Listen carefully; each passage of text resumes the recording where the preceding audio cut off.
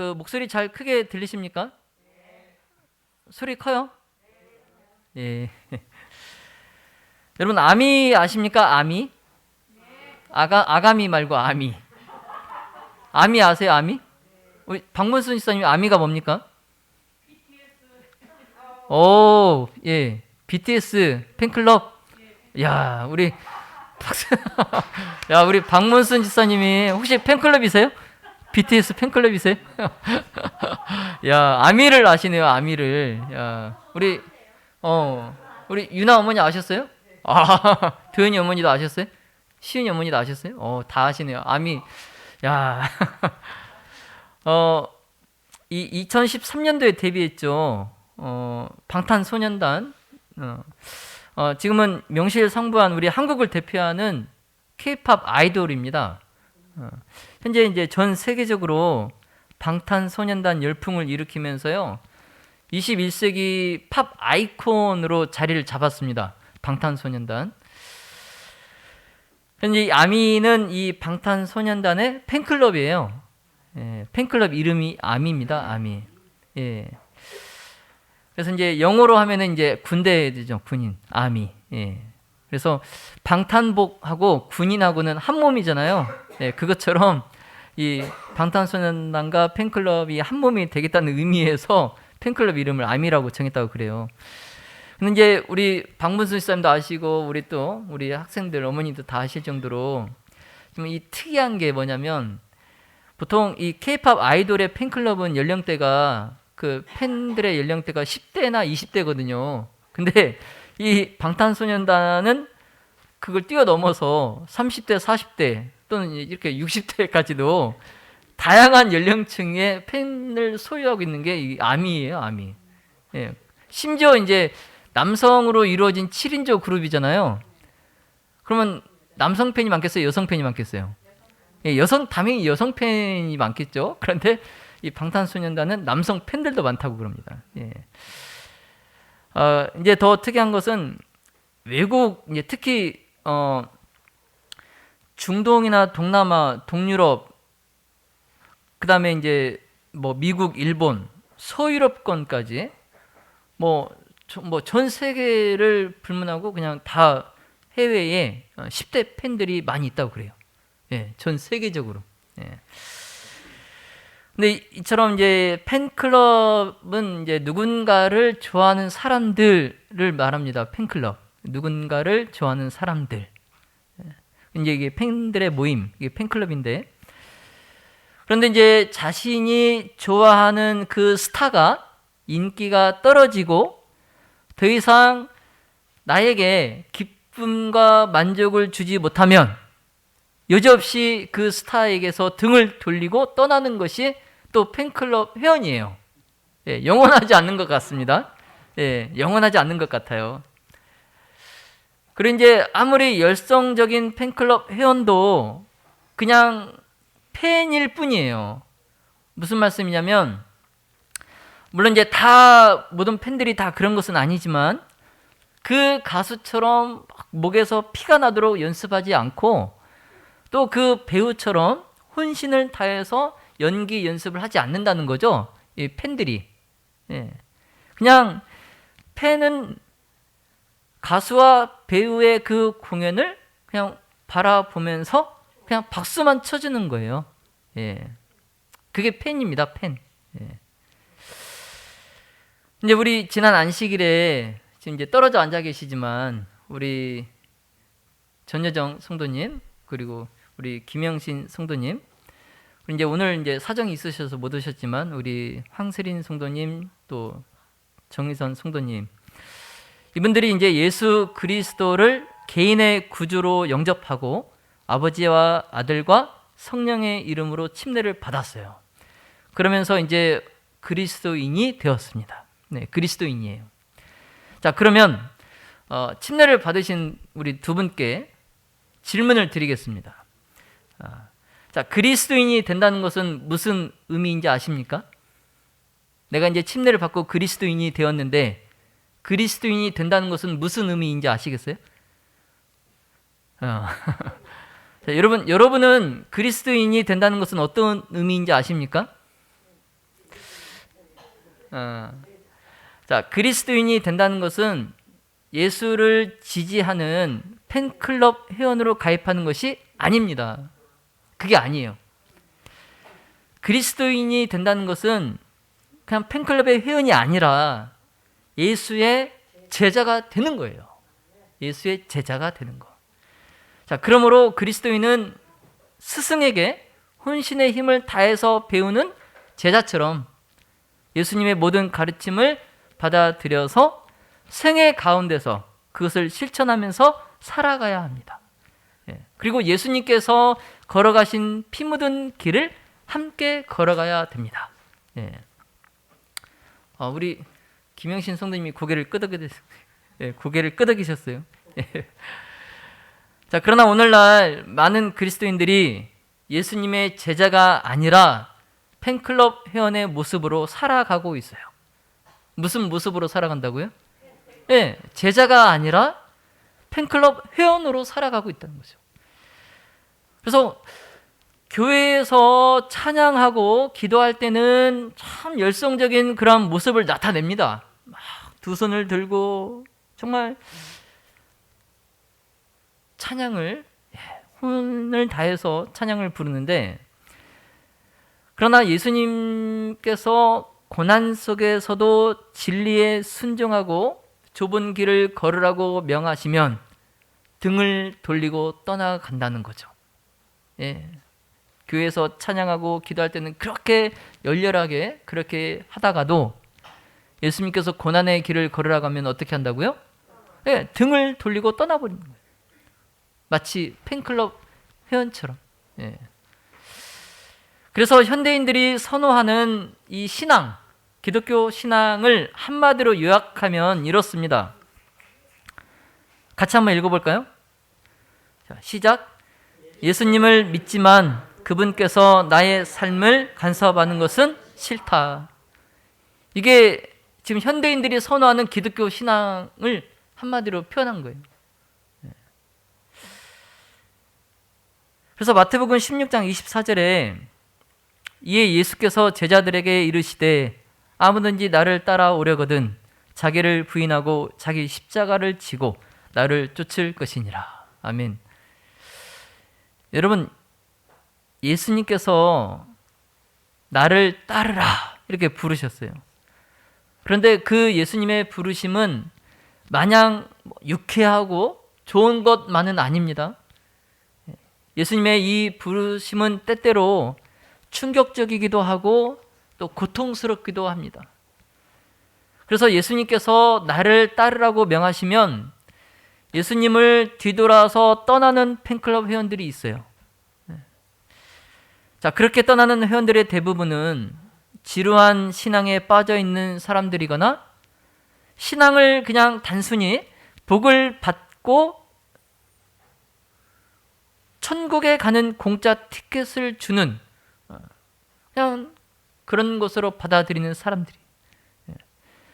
특히 이제 사람을 보고 교회를 다니거나 신앙을 하는 사람들, 이런 사람들은 결국에는 사람 때문에 실망을 하고 교회를 옮기거나 진리를 버리고 떠납니다. 자, 그러나 그렇게 떠나는 사람들은 모두 구원을 잃어버리게 될 것입니다. 자, 예수님 당시에도 그런 사람들이 많이 있었어요. 그래서 예수님께서는 자신이 이 땅에 오신 이유를 이렇게 밝히고 계십니다.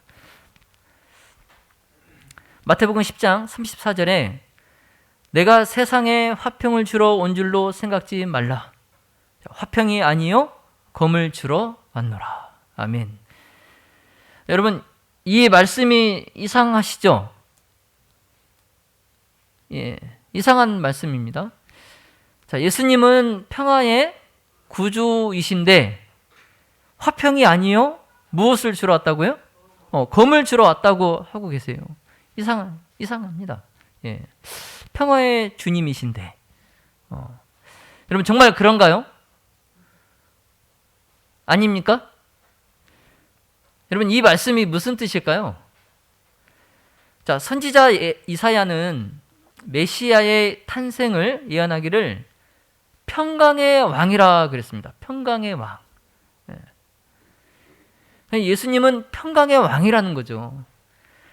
그래서 예수님께서 탄생하실 때 그 목동들에게 나타난 천사들은 예수님의 탄생을 두고 땅에서는 기뻐하심을 입은 사람들 중에 평화로다라고 그랬어요. 그래서 예수님은 평화의 실체이자 평화의 전달자로 이 땅에 오셨습니다. 따라서 이 말씀에서 예수님께서 화평이 아니라 검을 주러 왔다고 하신 것은 그 예수님께서 이 땅에 임하심으로 세상에 약이 되는 그 영향력과 결과들 중에 하나가 불의를 정복하고 악을 제거하는 그 투쟁일 것임을 밝힌 것이라 할 수 있어요. 그리고 이제 또 화평이 아니요. 이 화평이 아니요. 이 어구는 마치 이제 그리스도께서 이 땅에 오신 목적이 완전히 불화와 반목을 일으키기 위함인 것처럼 보인다는 점에서 좀 이해하기가 우리가 좀 어렵습니다. 평화의 왕이 왜 이 땅에 오셔서 불화와 반목을 계속 일으키시는가? 우리가 좀 이해하기가 어렵죠. 그러나 이 화평에 대한 유대인들의 그 개념을 우리가 이해하게 되면은 이것을 우리가 쉽게 이해할 수 있어요. 뭐냐면 화평에 해당하는 이 히브리어가 샬롬입니다. 샬롬. 여러분 들어보셨죠? 샬롬. 그래서 이 화평을 히브리어로 샬롬이라고 하고 헬라어로는 아이레네라고 합니다. 에이레네. 그래서 유대인들은 영적 문제이든지 또는 세속적 문제이든지 온갖 종류의 그 복을 기원할 때에 이 말을 사용하였습니다. 화평.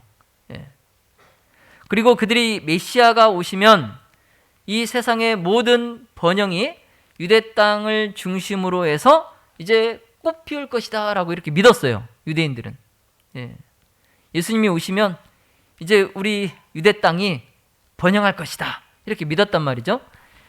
그래서 예수님께서 본문에서 화평을 주러 온 것이 아니라고 말씀하셨을 때는 우리는 이것을 유대인들이 고대하던 그 화평, 즉 눈에 보이는 정치나 경제적인 그러한 번영 그리고 외적인 평화를 말씀하신 것으로 우리가 이해할 수 있습니다.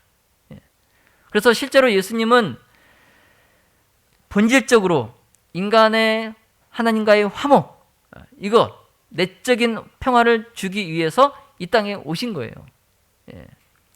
그래서 유대인들이 볼 때는 이 화평이 외적인 평화, 그리고 경제적인 부흥, 그리고 군사 강국 이런 것을 그들이 기대하였지만 예수님이 실제로 이 땅에 오신 것은 하나님과 인간의 화목이라는 거죠. 화평이. 그러니까 유대인들이 보는 화평과 예수님께서 보시는 화평이 다른 거예요. 유대인들은 외적인 것을 보고 예수님은 내적인 것을 보신 거예요. 그리고 이제 또 이 말씀은 신앙으로 생기는 외부적 박해나 갈등을 또 의미할 수 있습니다. 그래서 사람들이 그리스도인들을 공회에 넘겨주고 또 회당에서 채찍질하고 그리고 그들이 총독과 임금들 앞에 그리스도를 믿는 사람들을 끌고 갈 것, 그것을 또 예수님께서 말씀을 하신 거죠. 그래서 예수님께서 이 땅에 오셨을 때에 장차 이 신앙 때문에 형제가 형제를 그리고 아비가 자식을 죽는 데에 내어주고 또 자식들이 부모를 대적하여서 죽게 하는 일이 일어날 것입니다. 그래서 믿는 사람들이 그리스도의 이름 때문에 모든 사람들에게서 미움을 받을 것입니다. 그래서 예수님께서 이 말씀을 하신 거예요. 그래서 이런 외적인 박해 그리고 핍박 이런 측면에서 볼 때에 이 그리스도의 이름 그를 따르는 사람들에게 이 화평이 아니라 검이 될 수 있는 거예요. 예수님. 예. 그래서 예수님 당시의 사람들은 이런 예수님을 하나의 그냥 슈퍼스타의 그 팬클럽 회원으로 따라다녔을까요? 아니면 예수님을 스승으로 여기고 제자로 따라다녔을까요? 자, 여러분 한번 생각해 보시기 바랍니다. 예수님 당시에 이 사람들이 예수님을 따라다니는데 그 예수님을 슈퍼스타로, 그래서 팬클럽 회원의 입장에서 예수님을 따라다녔을까요? 아니면 예수님을 참 스승으로 여기고 그의 제자로서 따라다녔을까요? 여러분, 전자일까요? 후자일까요? 네? 자, 이 말씀을 보시면 전자 같죠? 네, 예수님을 그냥 초능력을 가진, 그들에게 행복을 가져다 줄 그러한 슈퍼스타로, 그래서 팬클럽 회원으로 예수님을 따라다녔을 겁니다. 그래서 예수님께서 가나의 혼인잔치에서 물을 포도즙으로 만드셨을 때는 수많은 사람들이 예수님의 이름을 막 부르면서 환호했어요. 그리고 죽은 사람을 살리고 안진뱅이를 일으켰을 때는 모든 사람들이 예수님의 이름을 높이 외쳤습니다.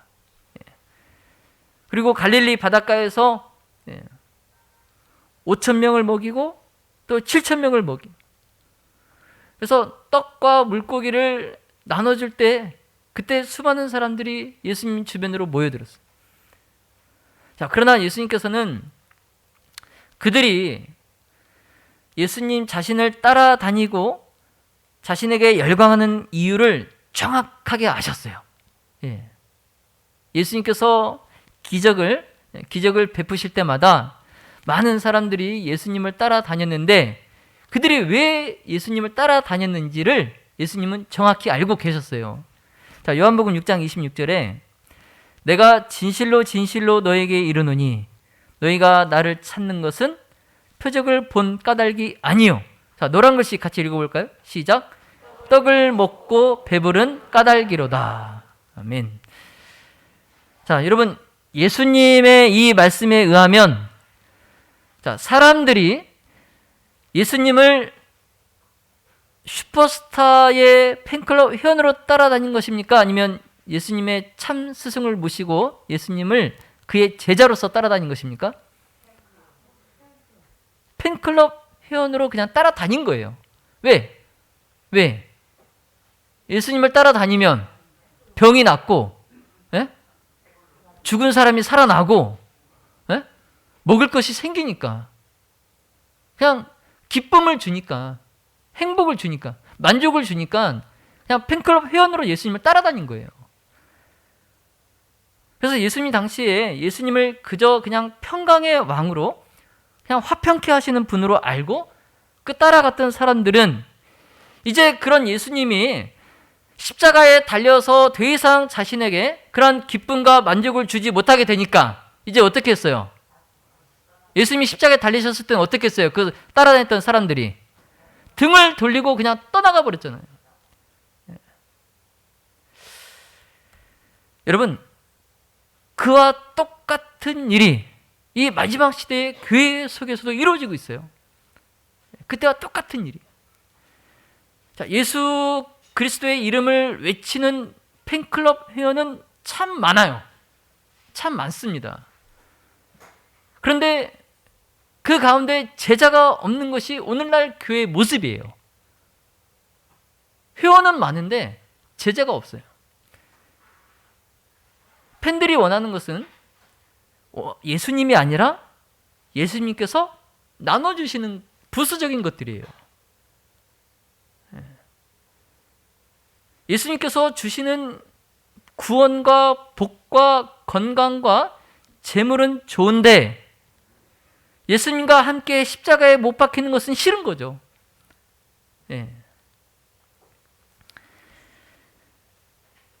여러분, 그와 똑같은 일이 이 마지막 시대에 교회 속에서 지금 일어나고 있다는 겁니다. 자, 사랑하신 우리 믿음의 무등교회 가족 여러분, 예수님께서 구원하시는 사람은 예수님을 말로만 따르고 그분께서 나눠주시는 복만 받아서 챙기는 사람이 아닙니다. 예수님께서는 하나님의 말씀에 자신의 삶을 바치는 제자를 찾고 계십니다. 자, 어떤 상황에서도 그리스도의 피 묻은 그 깃발을 붙잡고 서 있는 그러한 영혼들을 찾고 계신다는 것을 여러분 꼭 기억하시기 바랍니다. 자, 사도 바울은 너희가 죄와 싸우되 아직 피 흘리기까지는 대항치 아니한다라고 말씀합니다. 이 말씀이 무슨 말씀이에요? 그리스도를 따르는 것은 어느 권투 경기에 가서 관중석에 앉아서 예수님이 그 사각 링 안에서 싸우는 것을 구경하면서 환호하고 박수치는 것이 아닙니다. 그 사각 링 안에 들어가서 예수님과 함께 피 흘리기까지 싸우는 거예요. 그게 그리스도를 따른다는 겁니다. 우리가 매주 안식일마다 교회에 와서 예수님을 응원하지만 진정으로 그리스도를 따르는 사람들은 정말 적습니다. 정말 적어요. 여러분, 그냥 펜은 맑은 날에만 그리스도를 찾지만 제자는 폭풍우가 내리는 또 이렇게 눈이 내리는 날에도 그리스도와 그분의 말씀을 붙잡고 서 있는 사람이에요. 그게 제자예요. 저와 여러분이 어떠한 상황에서도 그리스도의 말씀을 붙잡고 서 있는 제자가 되기를 예수님의 이름으로 기도합니다. 자, 그리스도의 제자가 되는 길을 편안하고 또 편리한 길로 포장함으로써 수많은 사람들이 교회로 몰려옵니다. 요즘 그래서 가톨릭의 신자 수가 늘어나고 있어요. 근데 교회는 더 이상 예수님의 제자들의 모임이 아니라 그냥 팬들의 모임이 되고 있어요. 자, 사랑하신 우리 성도 여러분, 예수님께서 원하시는 것은 그 교회의 교인의 숫자가 아니라 헌신의 깊이입니다. 헌신의 깊이. 몇 해 전에 그리스도인을 대상으로 당신은 예수님의 제자입니까? 라는 설문조사가 있었습니다. 여러분, 과연 몇 퍼센트의 그리스도인들이 자신을 제자라고 생각했을까요? 꽤 많은 사람들이 자신은 제자라고 생각했습니다. 이렇게 자신 없어 하십니까? 꽤 많은 사람들이 나는 예수님의 제자야 라고 생각을 했어요. 설문조사에서. 그래서 이제 자기 자신을 그리스도의 제자라고 답변한 그 사람들을 대상으로 다시 이제 물어봤어요. 그러면 당신은 왜 그리스도의 제자라고 생각하십니까? 다시 물어봤어요. 어떤 답변이 나왔을까요? 자, 이런 답변들이 나왔습니다. 나는 모태로부터 교인이기 때문에 제자입니다. 나는 설교를 들을 때 크게 아멘이라고 화답하기 때문에 제자입니다. 나는 방언을 하기 때문에 제자입니다. 나는 주말마다 교회에 빠지지 않고 출석하기 때문에 제자입니다. 나는 성가대와 교회 활동에 적극적으로 참여하기 때문에 제자입니다. 나는 자녀들을 미션 스쿨에 보내기 때문에 제자입니다. 나는 다른 사람과 비교해서 신앙이 좋기 때문에 제자입니다. 여러분은 자신을 제자라고 생각하십니까? 그러면 왜 제자라고 생각하시나요? 여러분, 어떤 사람들은 이 7번처럼 맨 마지막에 7번처럼 자신이 다니고 있는 교회에서 내가 다른 사람들보다 평균 이상이라고 생각하기 때문에 제자라고 생각한다는 거예요. 예. 여러분, 이 말이 맞습니까? 내가 지금 무등교회를 다니고 있는데 내가 이렇게 보니까 지금 뭐 다른 장로님들, 지사님들보다 내가 그래도 좀 낫네. 난 그러니까 예수님의 제자야. 이렇게 생각하는 게 맞습니까? 아닌가요?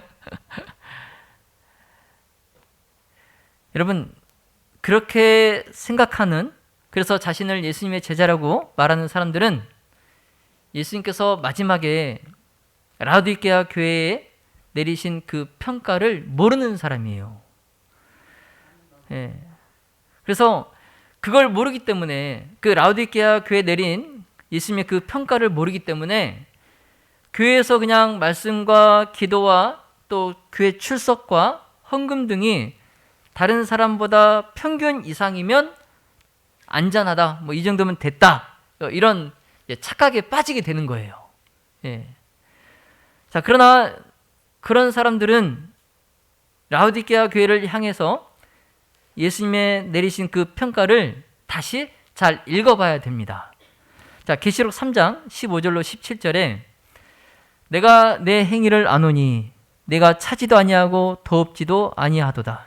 내가 차든지 도업든지 하기를 원하노라. 네가 이같이 미지근하여 도업지도 아니하고 차지도 아니하니 내 입에서 너를 토하여 내치리라. 내가 말하기를 나는 부자라 부유하여 부족한 것이 없다 하나 네 곤고한 것과 가련한 것과 가난한 것과 눈먼 것과 벌거벗은 것을 알지 못하도다. 아멘. 여러분, 이 라오디게아 이 교인들은요, 그들의 몸속에 예수 그리스도의 피가 부족하기 때문에 영적 빈혈증에 시달리고 있는 사람들이에요. 여러분, 우리 몸에 피가 부족하면 빈혈이 있죠. 어지럽잖아요. 그래서 이 라오디게아 교인들은 조그만 그 유혹에도 넘어집니다. 쓰러져요. 빈혈증에 시달려서. 그래서 진리가 인도하는 좁고 험한 그런 길들을 걷지를 못해요. 자꾸 넘어져요. 그러면서도 잠깐이면 그냥 사라질 것들에 대해서는 굉장한 욕심을 냅니다. 그래서 그런 것들에 붙잡혀서 죄를 범하게 돼요. 여러분, 예수님께서 라오디게아 교회에게 주신 가장 두려운 이 경고는 오늘날 그리스도의 제자가 아닌데 스스로 제자라고 생각하는 사람들에게 똑같이 주어집니다. 똑같이 주어져요. 서두에 제가 말씀드렸죠. 그리스도인이 된다는 것은 그리스도의 제자가 되는 것이고, 제자가 된다는 것은 그리스도의 모든 가르침을 받아들여서 생애 가운데 실천하면서 살아가고, 그리스도께서 걸어가신 피 묻은 길을 그분과 함께 걸어가야 된다 말씀을 드렸습니다. 자, 사랑하시는 믿음의 무등교회 가족 여러분, 우리는 그리스도의 팬클럽 회원이 될 것인지 아니면 제자가 될 것인지를 결정해야 합니다. 다행히 오늘 우리 새로 지난 안식일에 침례 받으신 두 분은 아직 우리의 생각과 사상이 굳어지지 않았을 때에 속히 결정하시기 바랍니다. 내가 팬클럽 회원이 될 것인지 그리스도의 제자가 될 것인지. 여러분, 좁은 길을 피해가는 사람들, 그리고 진리가 무엇인지 관심 없는 사람들, 그리고 어린 양이 인도하는 대로 따라가지 않는 사람들, 그런 사람들은 그리스도의 제자가 아닌 그냥 팬으로 남아있게 될 것입니다. 자, 예수님께서 십자가에 달려 돌아가신 것은 우리를 부자로 만들고 우리를 복을 많이 받게 하려고 돌아가신 것이 아닙니다. 우리를 세속과 죄로부터 구원해서 하늘로 데려가시기 위함이란 것을 여러분 꼭 기억하시기 바랍니다. 자, 예수님께서는 그 위대한 목적을 이루시기 위해서 우리에게 좁은 길을 걷는 제자가 되라고 부르시는 것입니다. 자, 주님의 이 부르심에 응하셔서 비록 이 땅에서 가난하고 힘들고 업신여김을 받을지라도 진리의 길을 끝까지 걸어가시는 저와 여러분이 되시기를 예수님의 이름으로 축원하며 말씀을 마치겠습니다.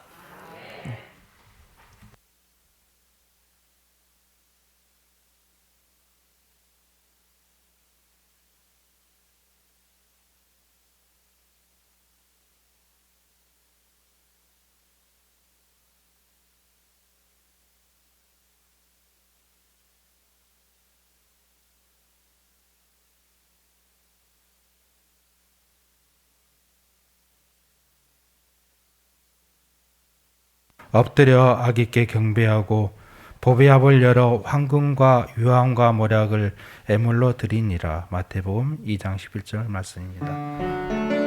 하겠습니다.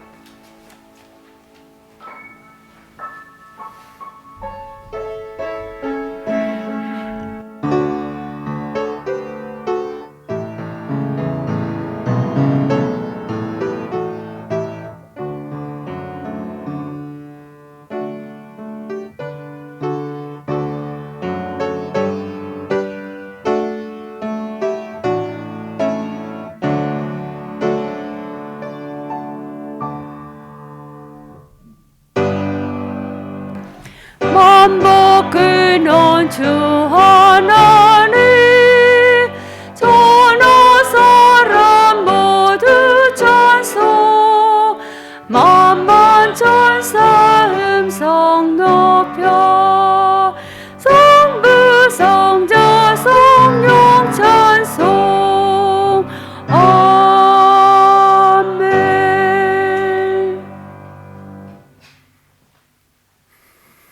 거룩하신 아버지 하나님, 우리를 주님의 자녀 삼아 주셔서 감사합니다. 아버지 하나님, 저희가 저희 마음을 가지고 주님 앞에 나왔습니다. 저희 부족한 마음을 받아주시고 주님께서 약속하신 하늘의 충만한 사랑과 평화가 이곳에 깃들 수 있도록 함께하여 주시옵소서. 예수님 이름으로 기도 올렸습니다.